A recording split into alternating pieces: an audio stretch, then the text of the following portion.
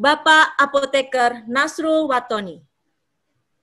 Riwayat pendidikan, farmasis dan apoteker di Universitas Padjadjaran. Master Degree Pharmaceutical Science, Institut Teknologi Bandung. PhD at Kumamoto University. Dengan experience, Associate Professor at University of Padjadjaran, Researcher at Department of Pharmaceutics, Faculty of Pharmacy, University Padjadjaran University. Owner of Pharmaceutica.com, Managing Editor, Indonesian Journal of Pharmaceutics, Managing Editor, Indonesian Journal of Pharmaceutical Science and Technology, Managing Editor, Majalah Pharmaceutica, YouTuber at Nazrul Farms, owner of apothekerstore.com. Memasuki acara inti, yaitu pemaparan materi oleh narasumber sekaligus diskusi dan tanya jawab yang dipandu secara langsung oleh Bapak Apoteker Nasrul Watoni PhD selaku moderator, kami persilahkan. Baik, terima kasih Saharai Rolen. Luar biasa ya, acara ini ternyata sangat ditunggu-tunggu juga oleh rekan-rekan sejawat ya. Saya lihat dari registrasi juga sudah ada 5 WA group, yang artinya setiap WA group itu sekitar 250 orang, berarti lebih dari 1000 orang yang tertarik ya terkait terapi regeneratif ini. Kalau saya perhatikan juga sekarang di YouTube sudah lebih dari 200 yang menonton. Ya, mudah-mudahan acara ini nanti berjalan lancar dan bermanfaat bagi kita semua. Baik, Bismillahirrahmanirrahim. Seperti yang tadi disampaikan oleh Ibu Ray, kita sekarang akan langsung memulai acara ini. Sebelumnya sudah disampaikan juga ucapan terima kasih ya dari MC. Sekarang saatnya saya ingin memperkenalkan para narasumber yang luar biasa, yang memang sudah ahli di bidangnya. Yang pertama yaitu Dr. Cosmos. Beliau merupakan praktisi yang luar biasa, yang memang erat kaitannya dengan mata ya, karena beliau adalah spesialis mata juga. Sudah berkecimpung banyak di beberapa rumah sakit juga ya, dan sekarang beliau sedang studi S3 juga.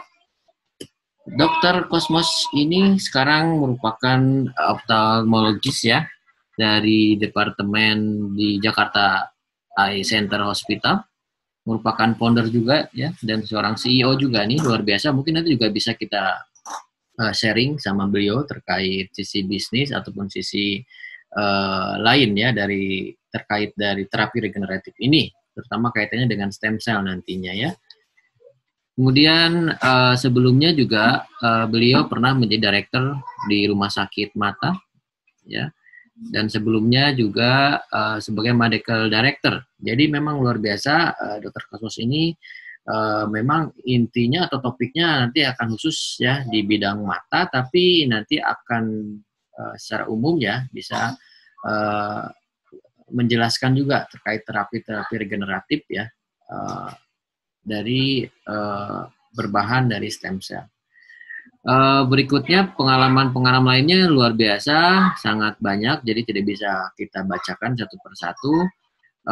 Terkait edukasinya juga formal education-nya, dan beberapa juga ini berpengalaman ya di organisasi, di IID, juga di Perhimpunan Dokter Rekayasa Jaringan dan Sel Indonesia.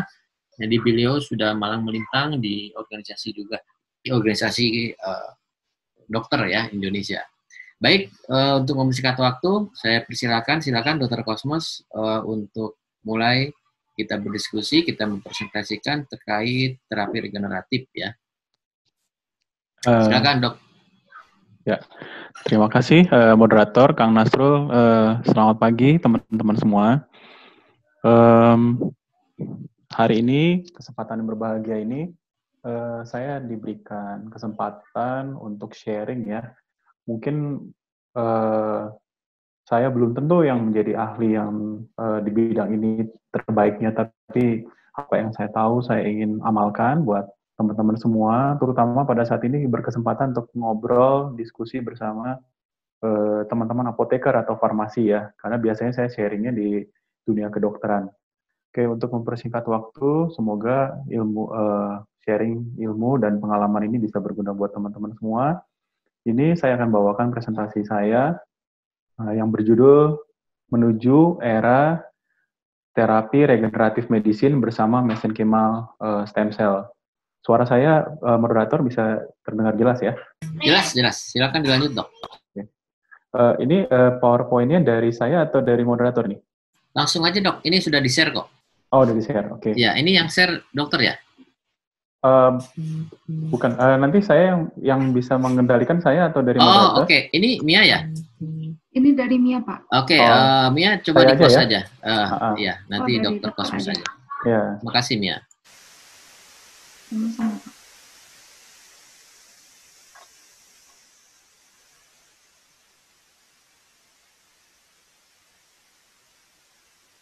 Oke, bentar ya. Ya, menuju era terapi regeneratif medicine bersama mesenchymal stem cell. Oke. Rekan-rekan sekalian, teman-teman farmasi maupun mungkin ada dokter juga yang menyaksikan mungkin di YouTube channel ataupun yang tergabung di sini. Untuk yang belum mengenal atau baru dengar sedikit-sedikit apa sih stem cell? Stem cell itu di Indonesia kan itu ada yang bilang sebagai sel punca, ada yang bilang sebagai sel induk. Dua-duanya sebenarnya maknanya sama. Jadi untuk mengacu kepada suatu sel yang belum berdiferensiasi dan mempunyai potensi yang sangat tinggi untuk berkembang menjadi banyak jenis sel yang berbeda. Makhluk hidup tingkat tinggi atau yang multiseluler seperti manusia, hewan, dan tumbuhan pasti punya stem cell. Nah, stem cell itu tersimpan dalam cadangan atau tempat-tempat tertentu di tubuh, baru aktif ketika diperlukan. Dan pada saat makhluk tingkat tinggi bertumbuh, peran stem cell menjadi penting dalam pertumbuhan dan perkembangan. Kemudian nanti stem cell akan aktif kembali pada saat terjadi cedera. Nah, ini salah satu peran penting stem cell yang tadi saya katakan. Ini ada gambar tentang wound healing, ya. Ketika ada luka, stem cell ini berperan. Kemudian ini ada gambar tumbuh kembang ya, dari mulai bayi sampai dewasa, kemudian menjadi tua kembali.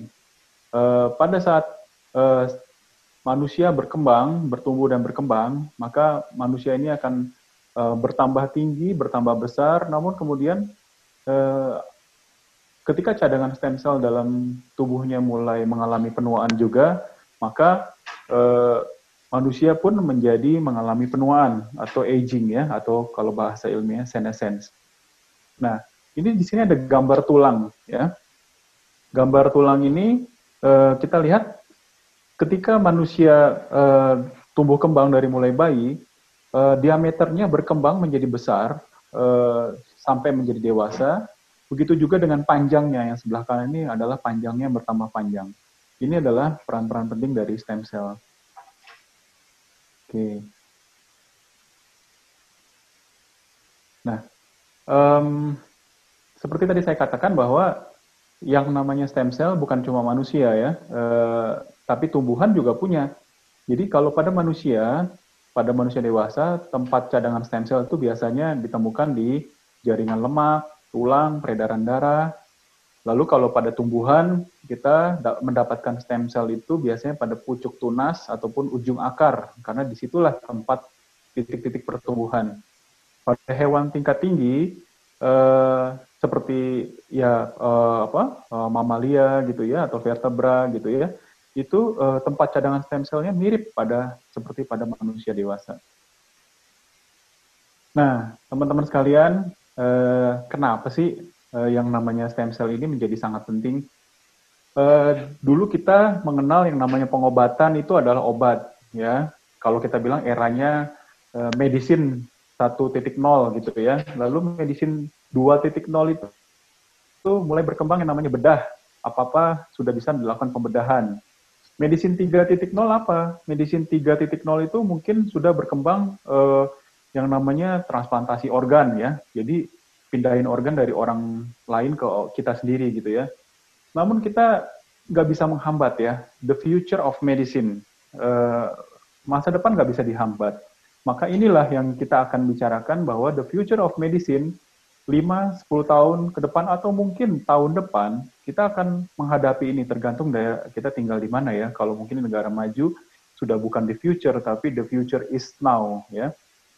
Di antaranya adalah stem cell, genetik, dan nanoteknologi robotik. Inilah the future of medicine nantinya ya untuk terapi atau tata laksana penyakit. Ini saya berbagi highlights ya. Jadi ada buku-buku ataupun karya tulis ilmiah ataupun majalah-majalah terkenal seperti Times Magazine ya, sudah mulai featuring atau membicarakan tentang stem cell dan masa depannya. Ada buku yang bestseller, Cells Are the New Cure. Jadi kita udah nggak ngomongin bedah, udah nggak ngomongin sediaan kimia, tapi kita ngomongin sel. Nah, dalam bidang genetik juga nggak mau kalah. Kita sudah ada yang namanya gene terapi. Jadi kita mengubah-ubah gene atau genetik atau gen manusia untuk mencoba menyembuhkan penyakit. Namun yang tidak kalah menariknya juga robotik. Jadi sekarang sudah ada nanorobot ya teman-teman sekalian. Kalau dulu kita minum tablet isinya zat kimia, nanti kita akan minum kapsul isinya robot. Jadi ini sudah dilakukan oleh MIT mungkin yang di Amerika ya, universitas teknologi yang terkenal itu. Nanti robot-robot ini perannya yang pertama kali adalah memakan benda-benda asing ataupun patogen atau penyakit, atau dia sebagai drug delivery, disisipin obat ke dalamnya. Nah, ini dibilang nanorobot karena dia sangat kecil tapi bisa dikendalikan jarak jauh oleh komputer. Jadi ketika sudah tidak dibutuhkan, dinonaktifkan lalu keluar lewat saluran pembuangan atau saluran cerna. Ini semua adalah masa depan dalam terapi atau tata laksana kedokteran. Dalam hal ini kedokteran itu sangat berhubungan erat dengan farmasi ya, karena dokter dan farmasi itu merupakan kakak beradik ya istilahnya ya. Kita selalu mengobati pasien secara bersama-sama. Nah, untuk lebih fokus saya akan bicara tentang stem cell manusia. Ini adalah topik kita saat ini ya. Kalau kita ngomongin stem cell, itu stem cell pembagiannya macam-macam. Kalau kita bilang dari kemampuannya, itu ada totipotent, ada pluripotent, multipotent, oligopotent, dan unipotent. Dari yang paling atas atau totipotent itu adalah stem cell yang mempunyai kemampuan berubah diri atau menjelma menjadi sel lain yang sangat luas, baik itu sel bayi atau sel orang dewasa gitu ya, baik itu sel individu ataupun sel plasenta. Makin ke bawah seperti pluripotent, multipotent, stem cell itu mengalami suatu penentuan nasib atau penentuan takdir sehingga kemampuan diferensiasinya semakin menurun. Sehingga akhirnya ada stem cell dewasa yang unipotent, yaitu yang stem cell yang hanya berdedikasi berubah menjadi satu sel jenis tertentu saja. Ya, kalau kita lihat itu ada di sebelahnya ada gambar kayak cendol itu ya, itu sebenarnya stem cell ya. Stem cell dalam sediaan mikroskopik ya. Mikroskop elektron, segede gitulah bentuknya, kayak begitu sederhana seperti itu ya. Ini ketika diwarnai, nah yang bawahnya akan warnanya seperti itu yang di gambar-gambar bawahnya. Nah, jenisnya kalau kita ngomongin jenis, stem cell itu ada embryonal atau diambil dari embrio, mesenkimal atau diambil dari individu yang sudah dewasa, atau individu yang sudah jadi, yang bukan embrio lagi, atau ada juga yang induced pluripotent. Nah, induced pluripotent ini suatu rekayasa bioteknologi. Jadi dari sel biasa atau sel yang sudah dewasa bisa kita mundurkan menjadi stem cell. Atau kebalikannya, dari mesenkimal kita mundurkan menjadi embryonal dengan mencangkokkan beberapa jenis gen ke dalam inti selnya. Lalu untuk keperluan terapi, kita bisa menggunakan stem cell-nya langsung, atau sekretom. Sekretom ini adalah suatu zat yang dihasilkan oleh stem cell yang isinya ada faktor-faktor pertumbuhan atau growth factor, ada juga mikroRNA, ada eksosom, dan lain sebagainya, yang makin tahun, makin kemari, makin ke masa depan, ada saja hal-hal baru yang ditemukan dari sekresi dari sel atau sekretom ini yang berguna untuk pengobatan. Ini saya membahas sedikit ya, tadi tentang totipoten. Totipoten itu biasanya diambil dari embrio manusia. Jadi kalau zaman dulu orang-orang yang abortus ya, abortus spontan, janinnya lepas gitu ya, atau zigot lepas, itu diambil, kemudian dipisahkan stem cell-nya. Itu kalau berhasil dipisahkan stem cell-nya, itu bisa berdiferensiasi atau berubah bentuk menjadi banyak sekali sel dalam tubuh kita. Lalu yang pluripoten itu contohnya embryonic stem cell juga, tapi untuk umur embrio yang lebih tua. Dia itu masih bisa berubah bentuk dengan banyak sel, tapi hanya berkapasitas berubah bentuk seiring dengan perubahan si bayinya. Tidak bisa membentuk plasenta lagi. Nah, multipoten ini adalah stem cell yang lebih dewasa. Ini ditemukan pada bayinya, atau plasenta bayinya, atau manusia dewasa seperti kita. Ini kemampuan diferensiasinya juga semakin menurun dan hanya terbatas pada germinal layer. Ibaratnya kalau kita dulu belajar biologi ada ectoderm, endoderm, sama mesoderm gitu ya. Jadi dia hanya bisa berubah diri kepada satu germinal layer, misalnya dia dari ectoderm ya ectoderm, dari endoderm ya endoderm, dan sebagainya. Kemudian makin tua lagi stem cell-nya, dia makin oligopoten, makin terbatas lagi perubahan kemampuan berubahnya. Lalu unipoten, contohnya pada sel kulit misalnya ya, stem cell kulit ya hanya bisa berubah jadi kulit, nggak bisa jadi apa-apa gitu ya. Jadi dia dedicated stem cell. Oke. Ini saya tampilkan ya, itu ada zigot, ada embrio ya, sperma ketemu ovum, pelajaran biologi dasar ya. Jadi ketika zigot itu terjadi, sperma ketemu ovum, maka membelah diri menjadi suatu embrional yang paling dasar. Di situ bisa diekstraksi suatu stem cell yang sifatnya totipoten atau yang lebih luas kemampuan berubah bentuknya atau diferensiasinya. Lalu seiring dengan embrionya tambah tua, udah mau jadi bayi gitu ya, udah mau jadi janin, maka kemampuan stem cell ini juga berubah jadi pluripoten. Jadi di situ juga masih bisa kita ambil stem cell-nya, tapi sifat perubahannya tidak sehebat totipoten. Kemudian ketika sudah jadi bayi, stem cell yang ada di plasenta maupun di bayi tersebut itu sudah menjadi multipoten, ya. Jadi udah lebih dewasa. Jadi itu kemampuan membelah diri ataupun kemampuan berubah dirinya sudah lebih terbatas. Nah, kalau sudah fully mature atau sudah dewasa, maka stem cell itu sudah ditentukan takdirnya tidak bisa lebih luas lagi membelah dirinya. Ada stem cell yang berdedikasi untuk membentuk organ-organ sesuai dengan tugasnya saja. Dia tidak bisa berubah menjadi sel organ lain.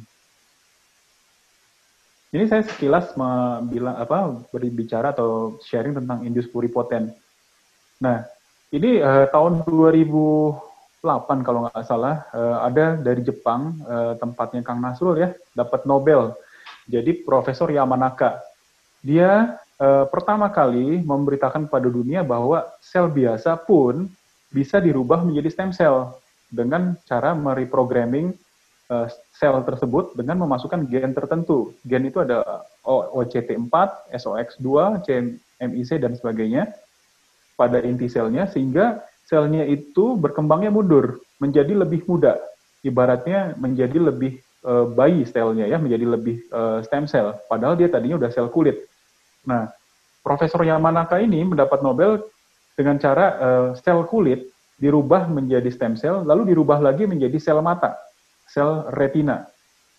Oleh karena itu dia mendapat Nobel, karena akhirnya kita tidak perlu mencari-cari stem cell dari sel apapun dalam tubuh kita bisa kita rubah. Namun bahayanya adalah sesuatu yang bukan takdirnya bila dirubah itu punya potensi menjadi ganas. Ya, itu makanya indus pluripoten ini ketika digunakan untuk terapi harus dalam pengawasan yang ketat. Ini topik spesifik kita sesuai dengan tema mesenchymal stem cell. Di sebelah kanan tuh ada bentuknya ya di mikroskop elektron. Lalu yang di bawah itu ketika sudah diwarnai fluoresen. Warnanya indah, bentuknya sederhana, tapi kemampuannya luar biasa.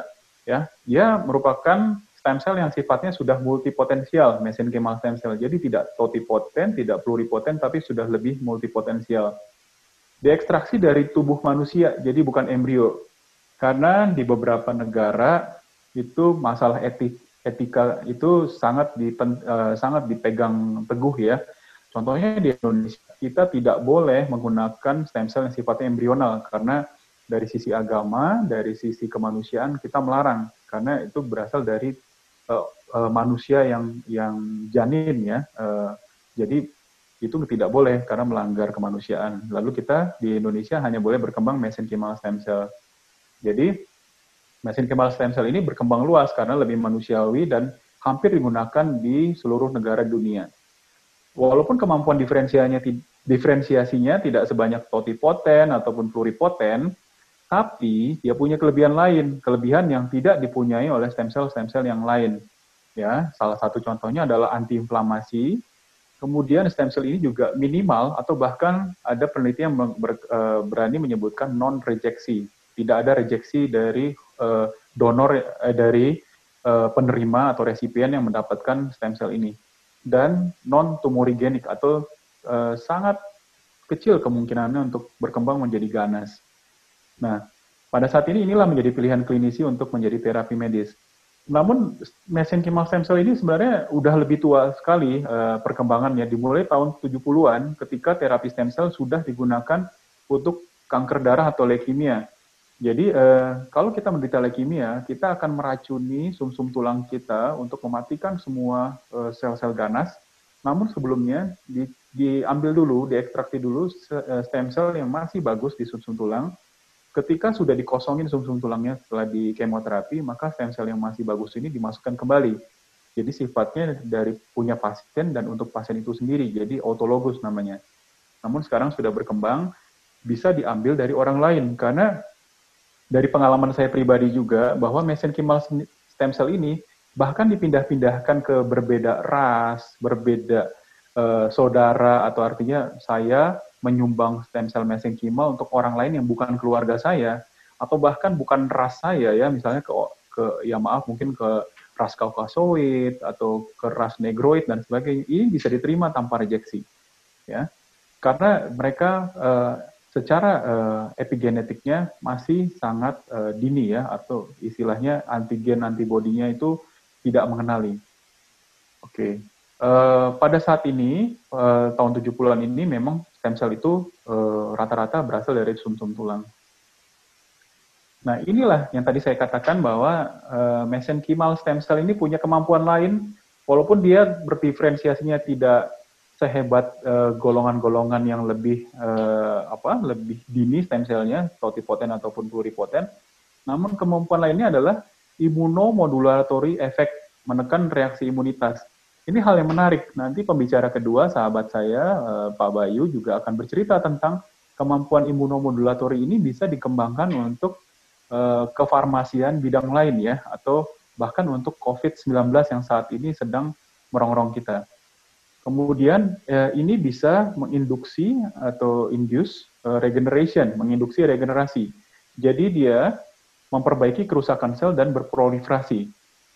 Kemudian dia mempunyai paracrine effect, atau dia bisa berkomunikasi dengan sel lain yang bukan stem cell. Dia berkoordinasi dengan sel-sel lain untuk mengerjakan suatu tugas tertentu. Dan dia punya high plasticity, atau dia bisa berdiferensiasi ke sel yang banyak. Kemudian epigenetic involvement. Jadi secara epigenetik, stem cell mesenchymal itu bisa mempengaruhi kerja gen melalui proses epigenetiknya. Nanti kita akan bahas lebih lanjut. Nah, untuk terapi pada saat ini yang sudah lazim digunakan memang dari sumsum tulang, karena umur penelitiannya udah jauh lebih tua ya, dari tahun 70-an. Lalu mulai dikembangkan dari adipose tisu atau jaringan lemak di bawah perut.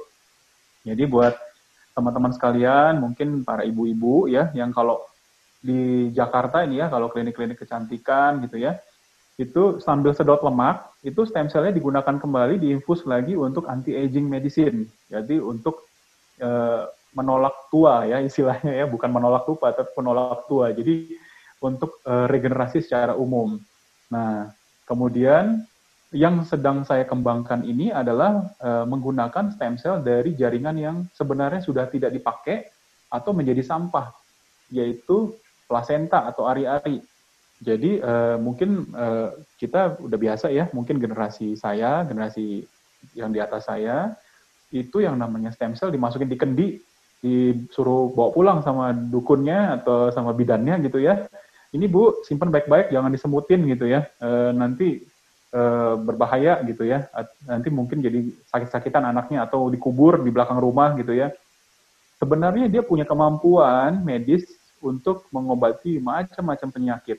Jadi dengan ya maaf saya sebut nama lembaga, dengan Prostem contohnya, mereka menyimpan darah tali pusat dari plasenta untuk nantinya digunakan untuk si individu itu sendiri untuk mengobati penyakitnya di masa depan. Ini contoh manfaat klinis untuk sendi ya, atau osteoartritis. Kalau bahasa ininya adalah radang sendi ya.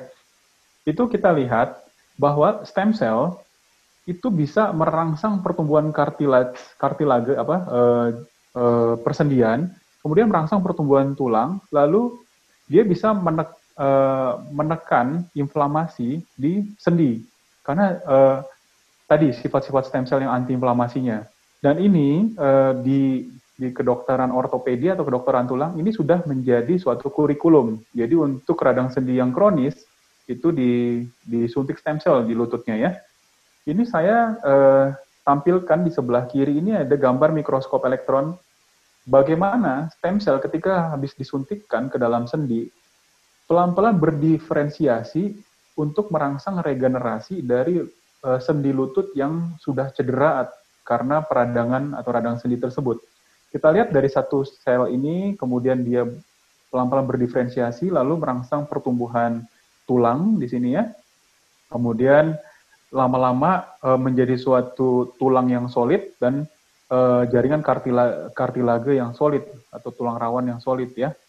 Dan ini sudah banyak publikasi di jurnal-jurnal, bahkan sudah ada randomized control trial-nya. Ini salah satu jurnal yang publikasi tentang randomized control trial-nya.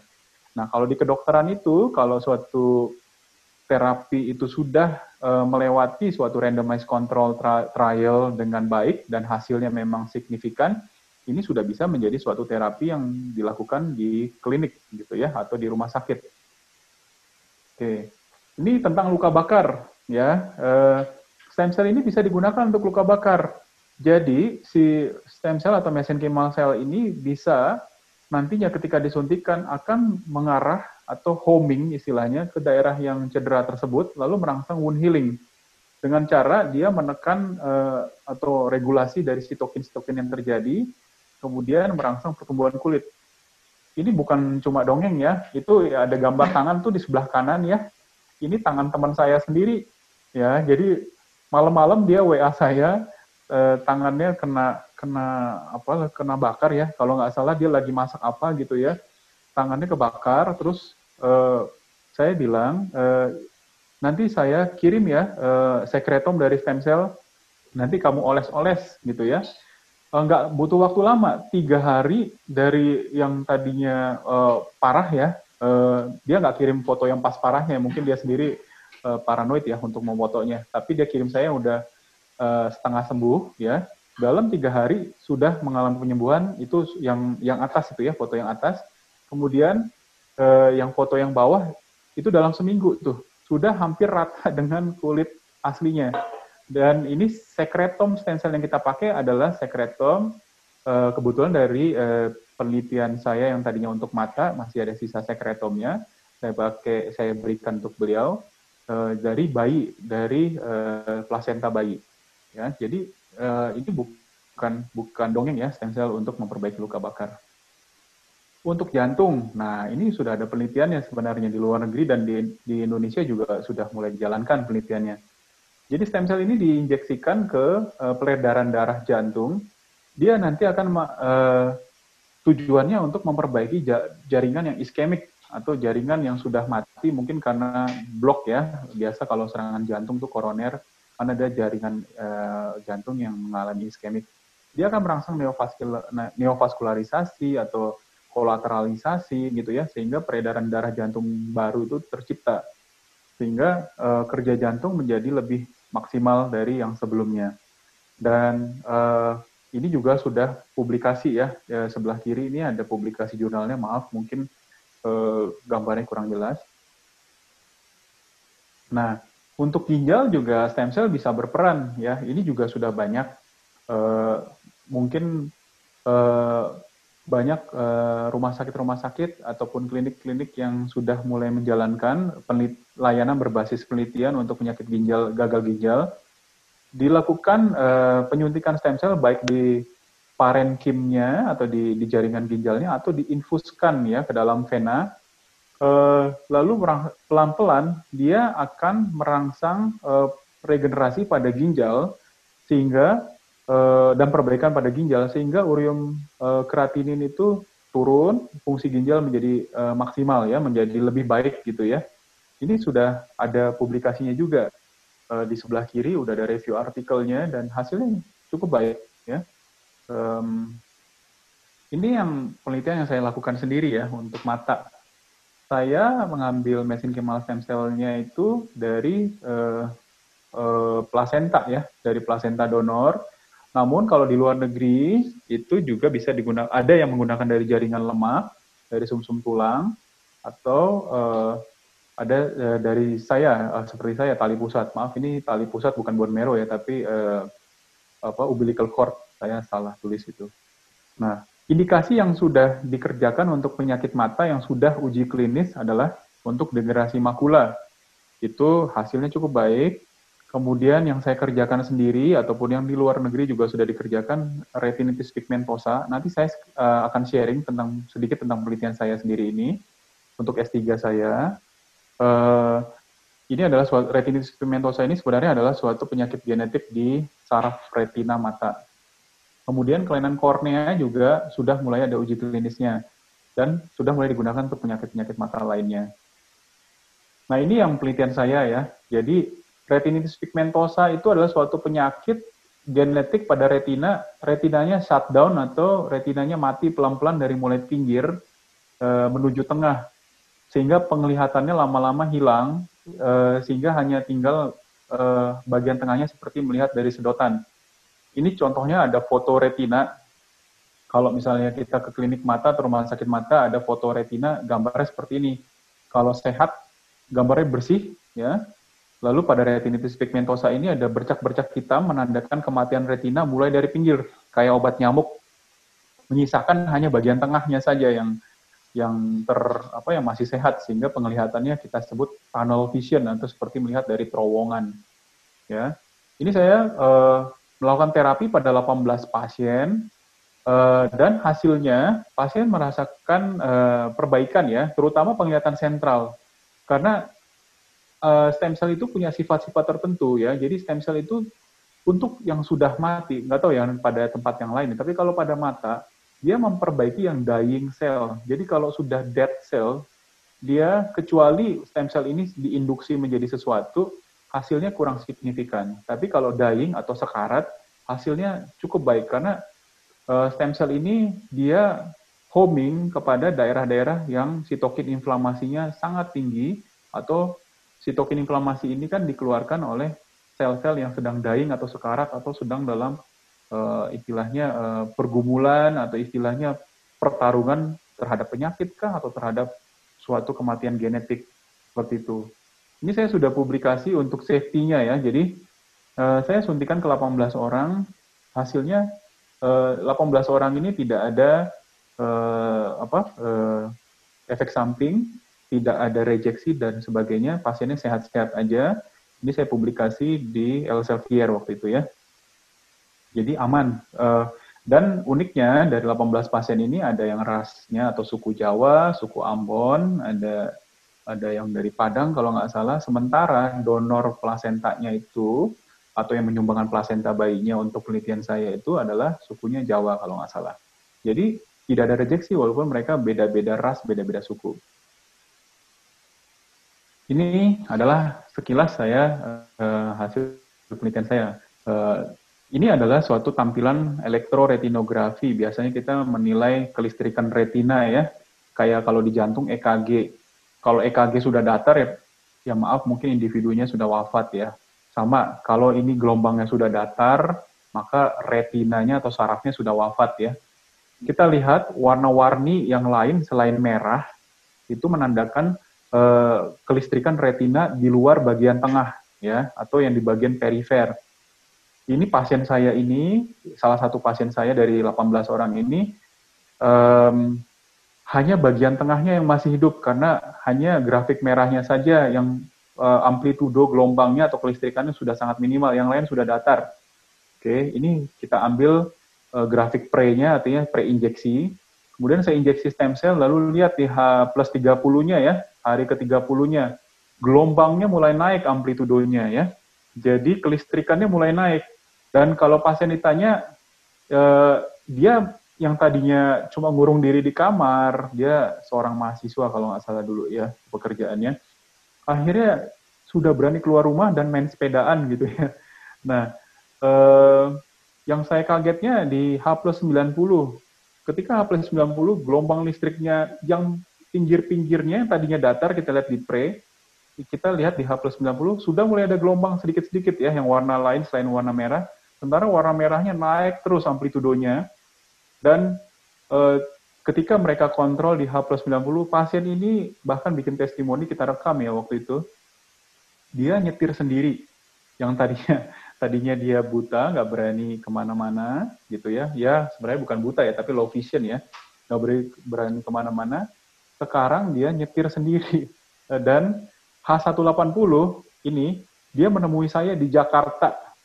Ya, kita lihat bahwa gelombang listrik yang lain sudah mulai ada sedikit amplitudo, dan gelombang yang merahnya tinggi sekali amplitudonya, listrikannya.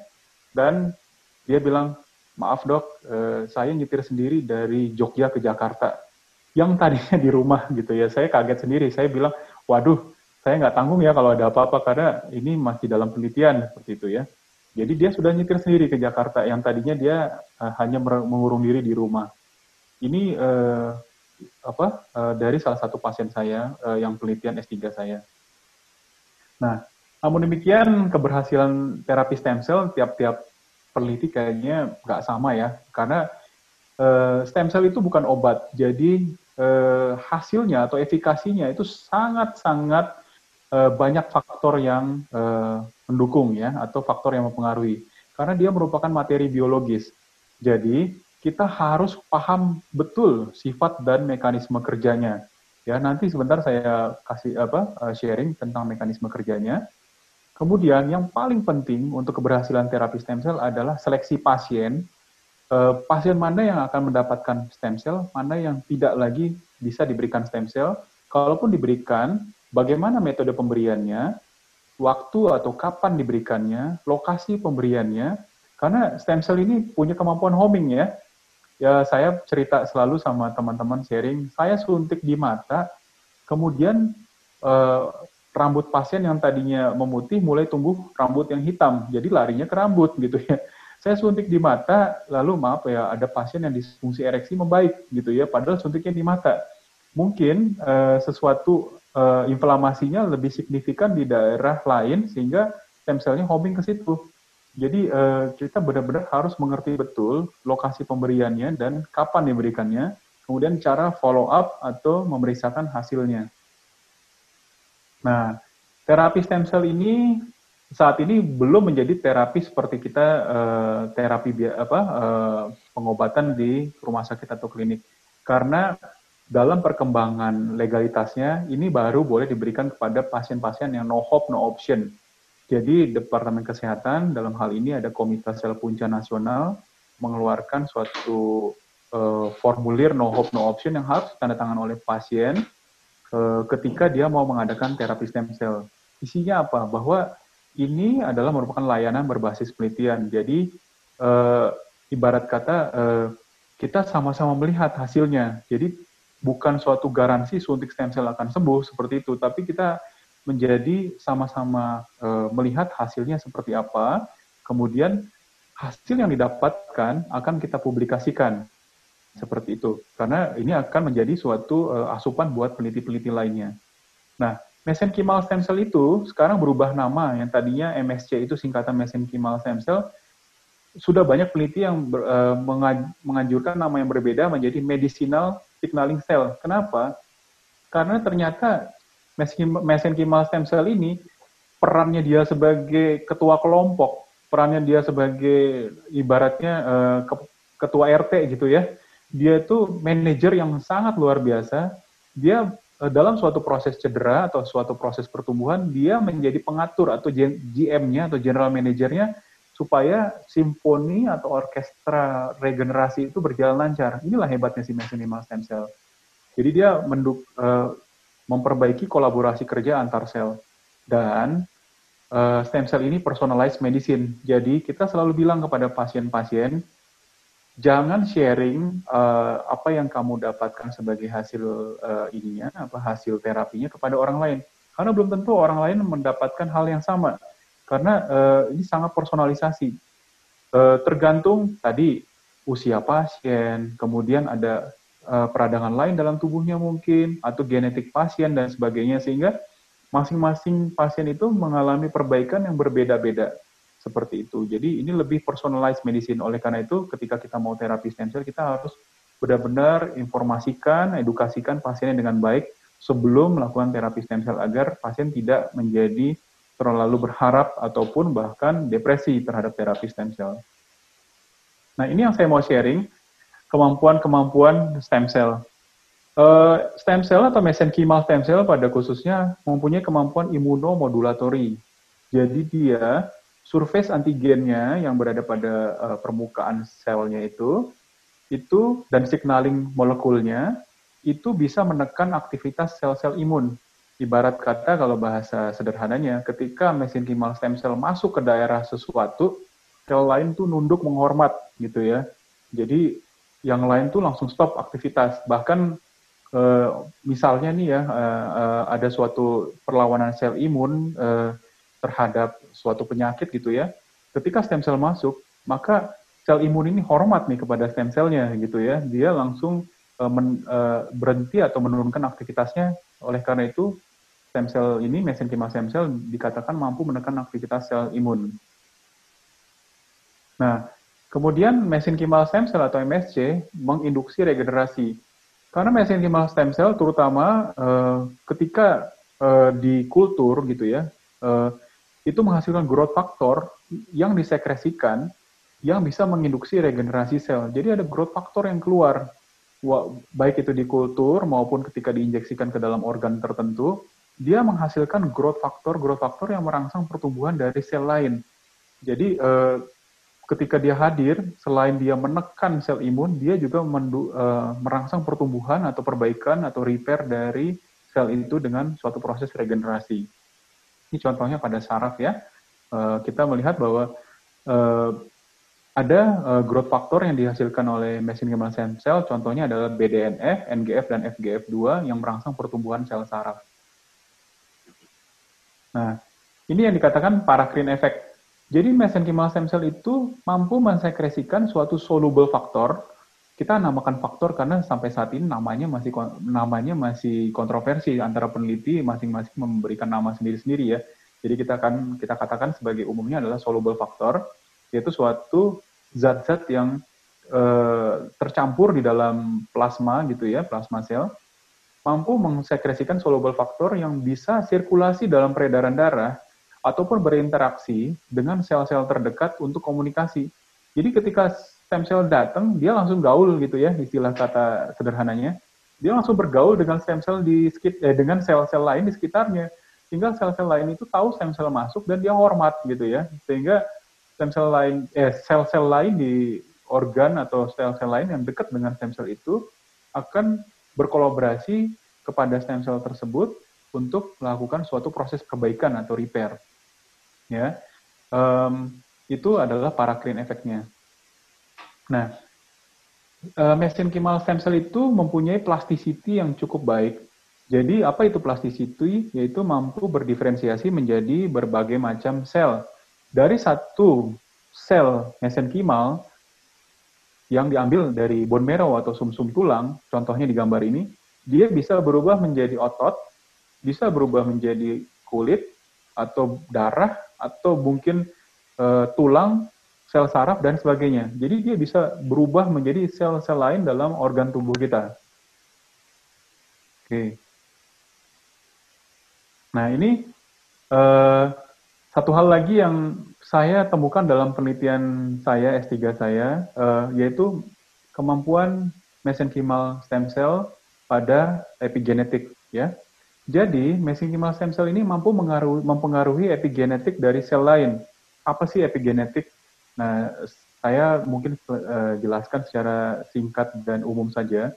Jadi ketika manusia itu kita punya DNA, kita punya RNA. DNA kita yang mengendalikan sifat-sifat kita yang nantinya ibarat kata kalau misalnya mutasi terhadap DNA ini maka akan ada suatu perubahan dalam fungsi kerja ataupun bentuk atau struktur organ tersebut. Nah, ketika stem cell ada di sekitar situ, dia mengeluarkan suatu mikro-RNA. Mikro-RNA ini akan mempengaruhi metilasi DNA. Dia akan mempengaruhi suatu kumparan DNA tersebut. Dia akan mempengaruhi yang namanya DNA metilasinya. Kemudian dia akan melakukan modifikasi terhadap histonnya. Histon itu protein yang ada di tengah-tengah gulungan DNA. Kemudian dia juga bisa menekan fungsi dari atau mempengaruhi kerja dari fungsi messenger RNA. Jadi ketika mikroRNA dari stem cell itu disekresikan, maka DNA-DNA yang mutasi sekalipun mampu menghasilkan sintesis protein yang lebih baik. Itu yang kejadian dalam penelitian saya. Jadi mungkin genetiknya tidak dirubah. Retinitis pigmentosanya mutasi gennya atau mutasi DNA-nya tidak berubah. Namun melalui mirna-nya atau mikroRNA-nya dia menekan aktivitas DNA yang bermutasi atau gen yang bermutasi tersebut. Jadi orang-orang ibaratnya pengacau-pengacaunya diem gitu ya. Ketika si stem cell lewat gitu ya. Jadi di sana misalnya ya hal yang sederhana, misalnya di sana ada pengacau, lalu stem cell lewat. Stem cell ini ibaratnya kayak pemuka agama, begitu lewat pengacaunya juga tunduk gitu ya, hormat gitu ya, sehingga daerahnya jadi tenang gitu ya. Itulah stem cell. Jadi dia bisa melakukan sekresi mikroRNA dan akan berikatan dengan messenger RNA sehingga mampu mempengaruhi sintesis protein dari sel. Walaupun genetiknya itu sudah mengalami mutasi, tapi bisa dipengaruhi lewat epigenetiknya. Nah, ini sesuatu yang baru nih. Mesenchymal stem cell dari tadi kita ngomongin fungsinya dia berubah menjadi yang lain, lalu mensekresikan sesuatu. Namun di dunia kedokteran kita sudah membuat organ buatan, ya. Belum sampai Indonesia sih, mudah-mudahan akan sampai suatu saat nanti. Ini contohnya nih, penelitian dari Inggris, dia bikin hidung, ya. Dia mencetak 3D printing dari suatu hidung yang berasal dari mesenchymal stem cell. Jadi ini biasanya menggunakan suatu matriks ya, matriks protein untuk sebagai wadahnya gitu ya. Kemudian dia lakukan 3D printing. Lalu yang di bawahnya ini kuping ya. Jadi dia mencetak kuping 3D printing yang berasal dari mesenchymal stem cell. Lalu ini yang sudah uji hewan ya. Jadi ini kornea mata loh ya. Yang sebelah kanan ini yang kayak lensa kontak. Banyak orang mengalami kebutaan karena korneanya rusak. Nah, sekarang sudah berhasil dibuat kornea buatan dari mesenchymal stem cell. Dan sudah uji binatang ya, sudah animal study dan hasilnya baik. Dan lagi sedang masuk ke tahap selanjutnya atau uji manusia ya. Nah, mudah-mudahan kita bisa menikmati nih semua kemajuan mesenchymal stem cell. Satu lagi nih di bawah ini ada folikel rambut. Jadi mesenchymal stem cell ini juga digunakan untuk menciptakan rambut untuk pada kebotakan gitu ya. Jadi ditanamkan rambut buatan yang terbuat dari mesenchymal stem cell. Mungkin untuk penggemar olahraga ya kayak pemain bola cedera gitu ya, dalam waktu beberapa bulan kok udah bisa merumput lagi, ngegolin lagi gitu ya, pemain bola terkenal.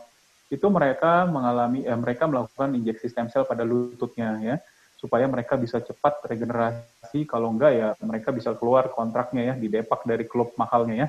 Jadi itu, dan ada mungkin kalau sempat baca di internet gitu ya, pembalap internasional terkenal Michael Schumacher ya, itu kemarin itu cedera kalau nggak salah lagi ski ya, kemudian dia mengalami infus stem cell yang tadinya koma selama beberapa bulan, akhirnya bangun setelah dilakukan infus mesenchymal stem cell, seperti itu. Lalu apa yang mau saya sampaikan di sini atau kami sampaikan di sini? Dunia kesehatan ini berubah dengan cepat. Jadi mungkin di kita berasanya belum terlalu cepat karena kita mungkin perlu waktu ya, karena terkait dana ataupun teknologi. Namun dunia kesehatan berubah dengan cepat. Itu perlu kolaborasi antara banyak pihak untuk membawa teknologi baru ke Indonesia, terutama bidang regeneratif medicine. Salah satunya ini yang sedang kami jalin di sini bersama teman-teman di Unpad. Mudah-mudahan ya kita bisa menjadi kolaborasi yang dibutuhkan untuk membawa teknologi regeneratif medicine ke Indonesia, hal-hal yang baru dan berguna. Riset dan inovasi itu akan merubah apa yang tadinya tidak mungkin menjadi mungkin. Contohnya tadi bikin hidung, bikin kuping gitu ya, bikin kornea, atau tadi yang koma bisa bangun lagi, atau nanti mungkin pembicara kedua, kawan saya akan berbicara tentang bagaimana COVID bisa ditekan atau dibantu pengobatannya dengan stem cell.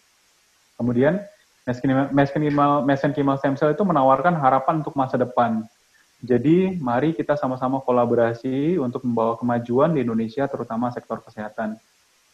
Nah, untuk saya pribadi, karena saya mungkin udah 10 tahun ya bergelut di stem cell ini, saya melihat ada sifat-sifat mesenchymal stem cell ini yang bisa kita amalkan dalam kehidupan sehari-hari ya. Ini mungkin intermezzo aja ya. Satu, low profile tapi high quality ya. Ini sifat dari stem cell.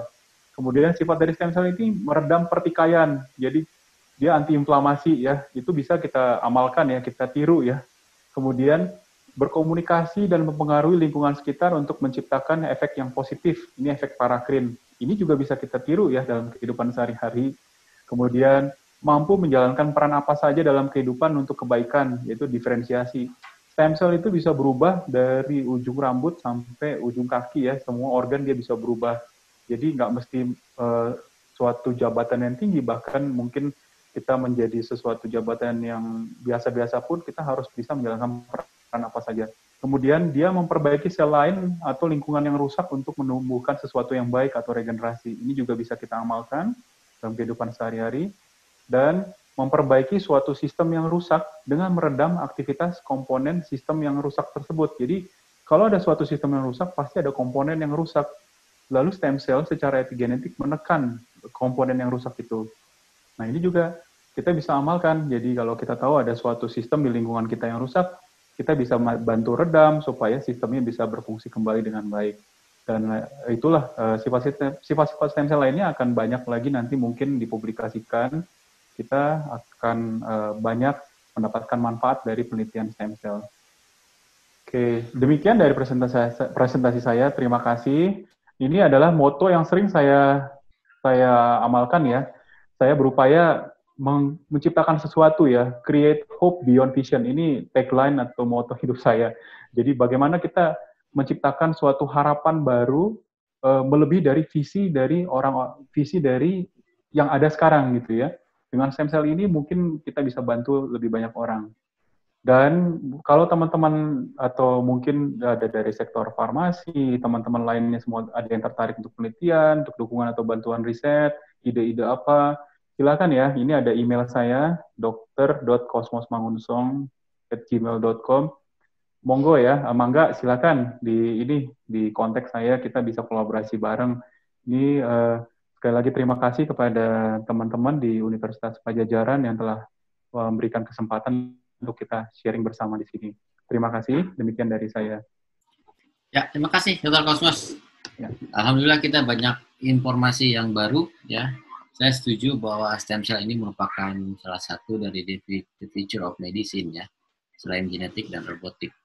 Nah, ada satu hal yang ingin saya sampaikan juga di sini sebetulnya. Alhamdulillah saya bertemu dengan Dr. Kosmos. Ini ibaratnya juga memperpanjang cita-cita kami gitu ya. Karena waktu riset saya di Jepang, saya juga meriset tentang polisakarida yang nantinya untuk menghantarkan terapi regeneratif. Jadi memang yang terbayang itu adalah stem cell ini akan dihantarkan dalam penghantaran obat gitu ya, karena bidang saya terutama bidang farmaseutika.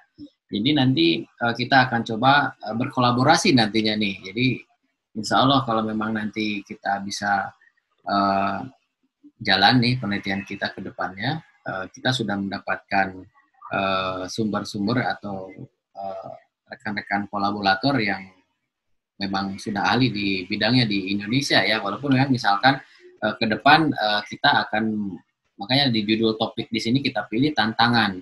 Nah, di situ kita akan ada tantangan-tantangan yang akan kita hadapi dalam mencoba untuk menghantarkan atau mencoba membuat suatu sediaan yang memang bersumber atau zat aktifnya berupa mesenkima stem cell ini.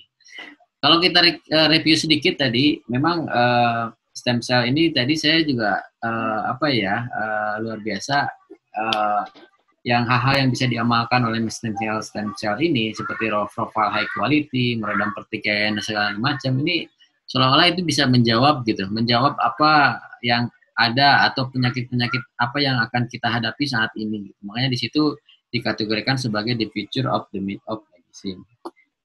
Artinya saya juga terkesan nih dengan Dr. Kosmos ini karena beliau bukan hanya dokter praktisi, tapi beliau juga interest terhadap research and development. Jadi terhadap pengembangan dan juga edukasinya. Ya mudah-mudahan dan apa yang disampaikan oleh Dr. Kosmos ini bisa menjadikan suatu solusi ya di bidang terapi atau pengobatan ya di Indonesia.